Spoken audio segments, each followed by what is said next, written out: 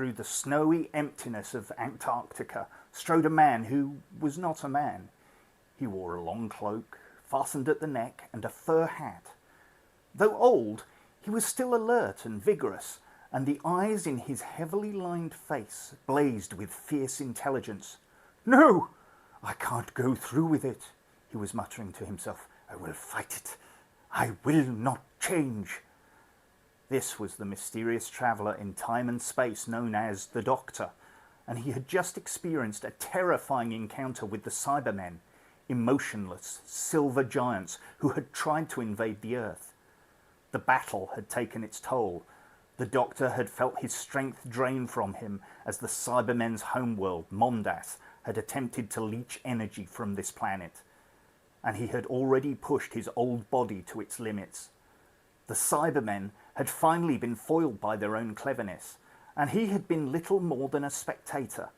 He had known from his studies of history how the battle would play out, and had blearily watched, making sure that it did, ready to step in, but knowing all the time that, if he stayed, the attack of Mondas would take its toll. So, he had done the right thing, but it had not felt like he had done anything much at all, except place a burden around his own shoulders.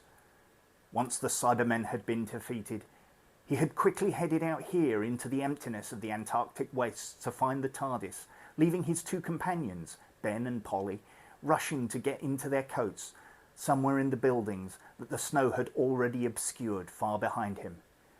"It's far from being all over," that's what he had said to young Ben, and yet, he somehow could not find the hope he needed to surrender himself and regenerate. "Hello?" called a voice from in front of him. "Is someone there?"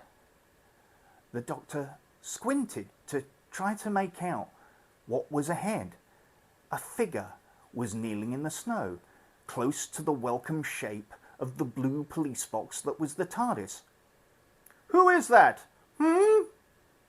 "I'm the Doctor," said the mysterious figure. The Doctor almost laughed at the coincidence. "Oh, I don't think so. No. Oh dear me, no." He stepped closer to get a good look at the kneeling man. He was a tall, stark figure with a shock of silver hair. His features a surprising mixture of joy and sorrow. He was dressed in a black velvet suit and a white shirt, the clothes as tattered and careworn as the man himself seemed to be. And he must surely be on the verge of hypothermia.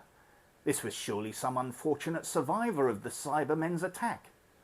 "You may be a doctor, but I am the Doctor. The original, you might say."